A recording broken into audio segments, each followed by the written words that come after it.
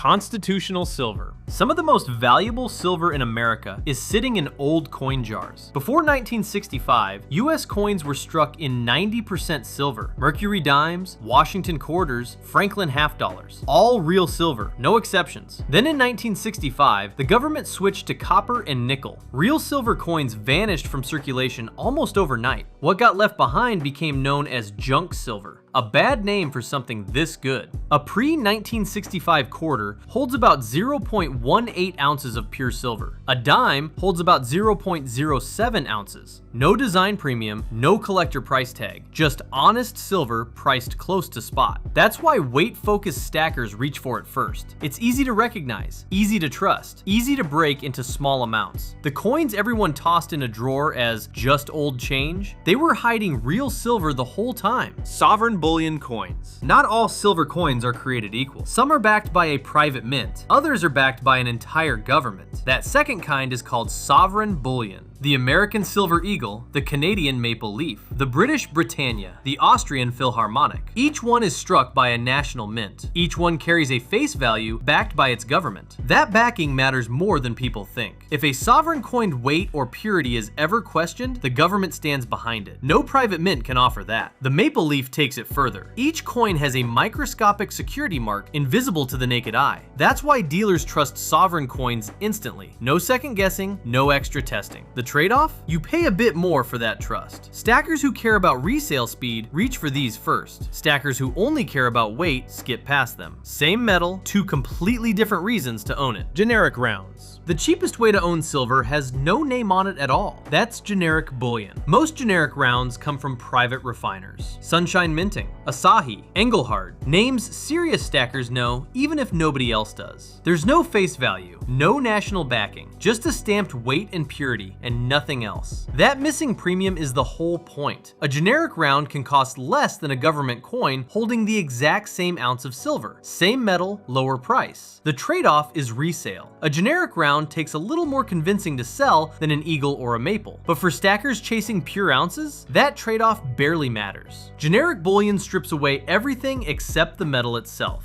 No story, no design, no mint behind the name. Just silver, priced like silver should be. Silver bars. Coins aren't the only way to stack silver. Sometimes the smartest move is the simplest shape, a bar. Silver bars come two ways, cast and minted. Cast bars are poured into a mold. Rough edges, a rustic look. Lower cost to produce, which means lower premium for you. Minted bars are struck under pressure, like a coin. Sharp edges, a polished finish. Easier to verify at a glance, but priced a bit higher. Then there's size. A 1 ounce bar fits in your palm. A 10 ounce bar feels like a real brick of silver. A 100 ounce bar takes both hands to lift. Bigger bars almost always cost less per ounce. The trade-off is liquidity. A 100 ounce bar isn't something you sell in 5 minutes. That's the real choice with bars. Cast or minted. Small or large. Lowest cost or fastest resale. Stackers chasing pure weight load up on big cast bars. Stackers planning to sell sooner stick with smaller minted ones. Same metal, completely different strategy. Numismatic and collector silver. Not all silver is bought for the silver. Some of it is bought for the story. That's numismatic silver. The Morgan dollar, the peace dollar. Coins struck over a century ago, still circulating through the stacking world today. A Morgan dollar holds less than an ounce of silver, but some sell for hundreds of dollars. Rare dates, low mintages, mint marks that collectors hunt for by name. Proof coins work the same way, struck twice with mirror-like finishes, made for display, not for spending. None of that value comes from the metal. It comes from rarity, from condition, from history. That's what makes numismatics different from everything else on this list. A generic round is worth its weight. A numismatic coin is worth a story, multiplied by how many people want to own it. The risk? That story can lose value just as easily as it gains it. Stackers chasing pure metal skip this category entirely. Collectors chasing history can't stay away from it. Same silver, completely different reason to own it.